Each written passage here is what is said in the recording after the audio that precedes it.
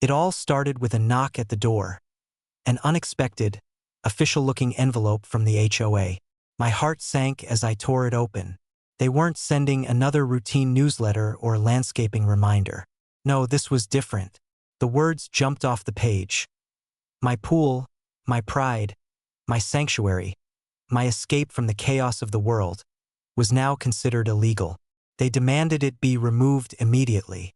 30 days. No exceptions. The threat was clear. Ignore them, and fines would pile up faster than I could count. I stared at the letter in disbelief. For years, I had meticulously followed every rule, every guideline, every tile, every fence, every inch of water perfectly compliant. I had double-checked the HOA's bylaws before installing this pool 15 years ago. And now, out of nowhere, they were trying to rip it away. My stomach twisted, not just anger, but the raw, primal need to fight back. The moment I read that letter, I knew I had a choice. Comply and lose the heart of my home, or fight and expose the arrogance of the HOA in the process. I started my research immediately.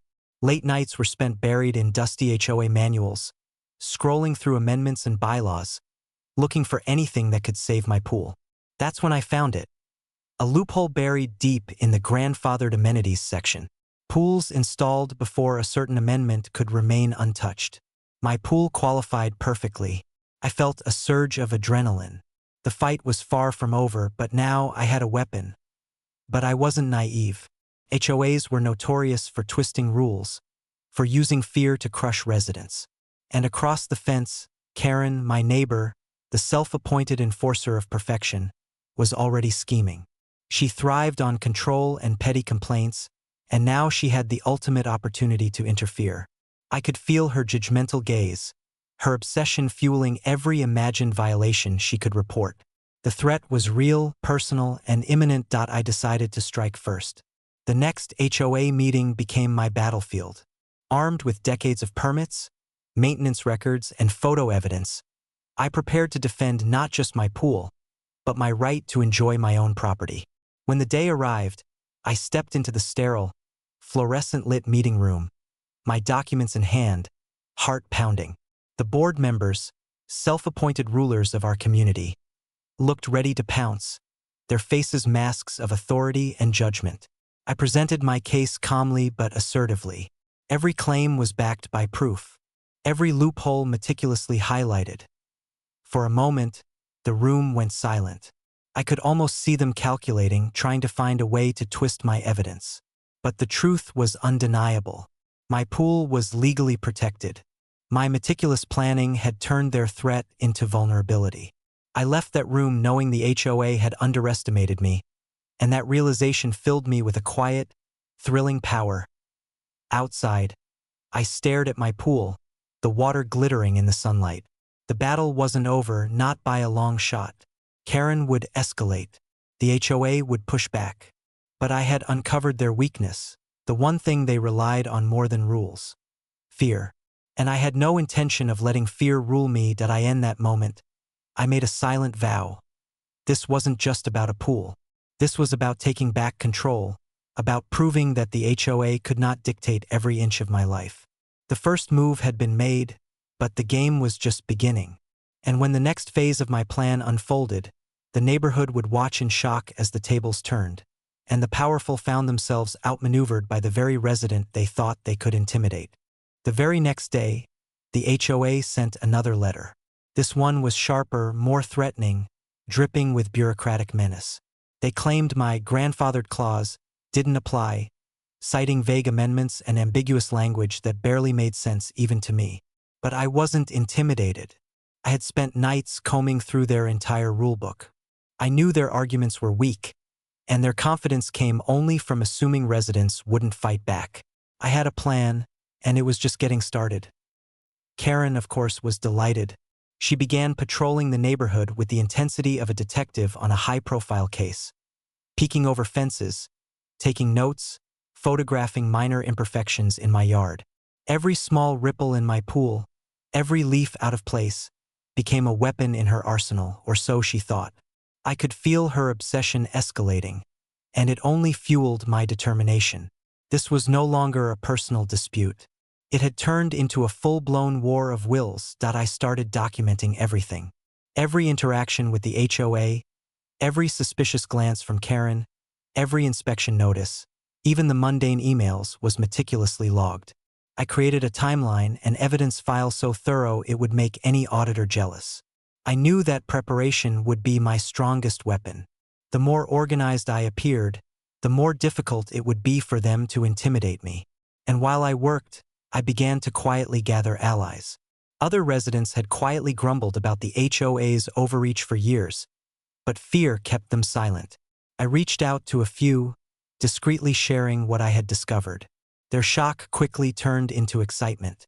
I wasn't just fighting for my pool anymore. I was sparking a rebellion, a quiet storm ready to erupt. Then came the inspection. The HOA sent 2 representatives to my property, clipboard in hand, ready to find the smallest violation.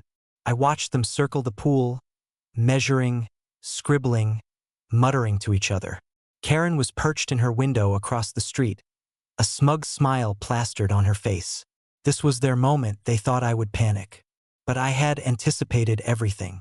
When they tried to claim that a fence post was too short, I calmly pulled out the official building permit, the construction code approvals, and photographic evidence proving it had been in perfect compliance for over a decade. Every word they spat was countered with documentation. Their confidence faltered. They looked like predators caught in a trap, and for the first time, I saw doubt creep into their expressions. But I didn't stop there.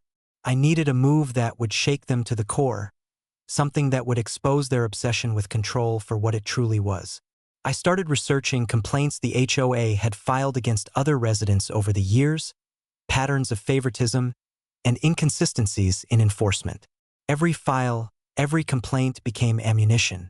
I began drafting a comprehensive report that highlighted how the HOA applied rules selectively, how Karen's influence often exaggerated minor issues, and how the board consistently overstepped its authority. By the end of the week, I was ready.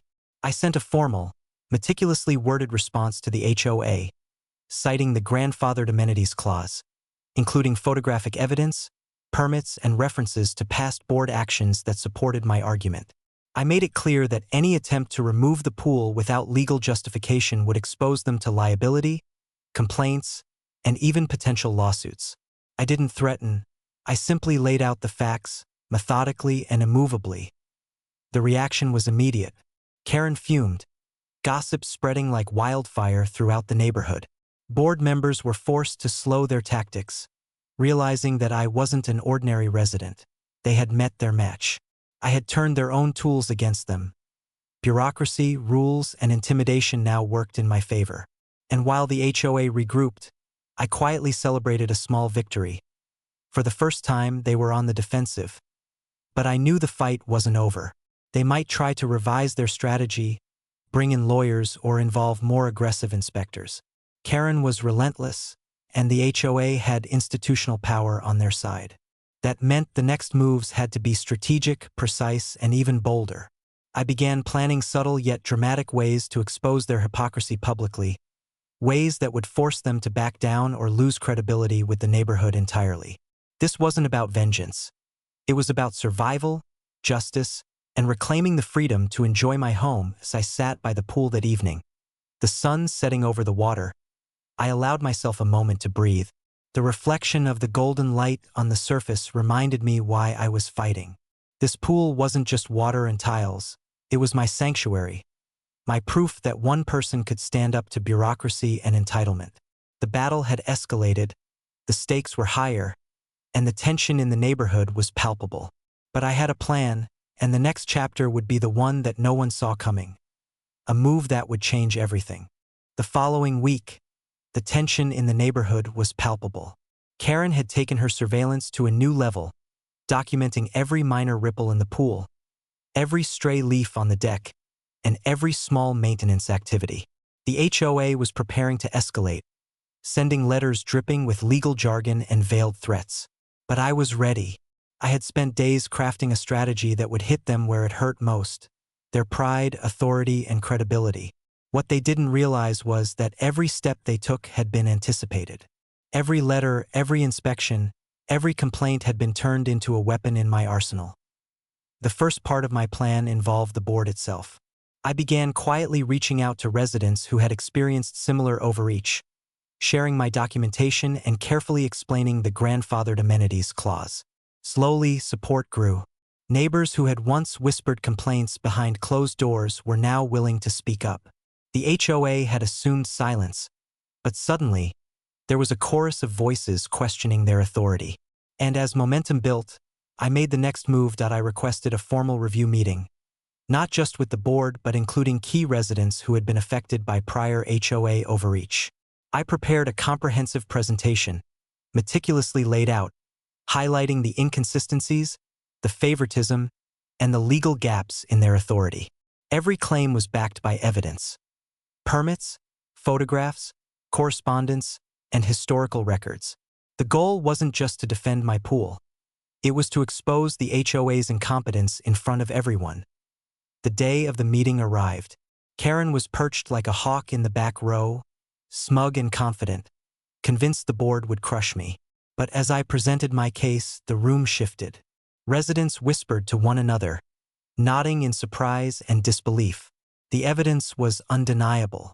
The board members, for all their authority, struggled to maintain composure.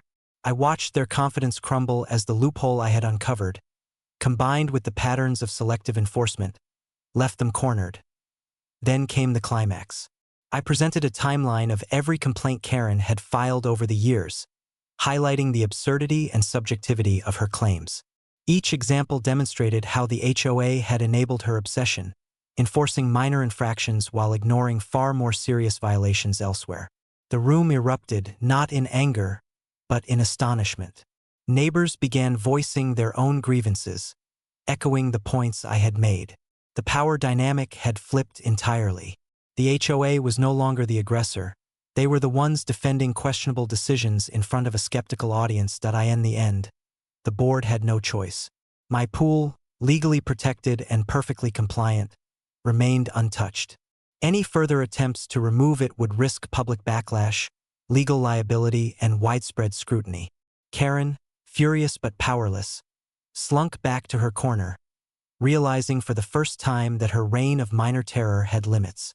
The HOA had been outmaneuvered, not by threats, not by intimidation, but by preparation, strategy, and the courage to stand firm. I stepped outside into the golden glow of the evening sun, my pool shimmering peacefully in the backyard.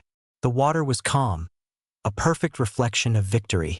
I had not only protected my sanctuary but had also exposed the fragility of the HOA's power, proving that bureaucracy and intimidation could be defeated with knowledge and strategy. The neighborhood had watched the drama unfold, and the message was clear. One resident, determined and prepared, could turn the tables on even the most overbearing HOA. And as I relaxed by the water that night, the last thought that crossed my mind was a simple truth. Sometimes, the fight isn't about the pool, the fence, or the rules. It's about refusing to be controlled, about proving that courage and preparation can overcome the most formidable obstacles.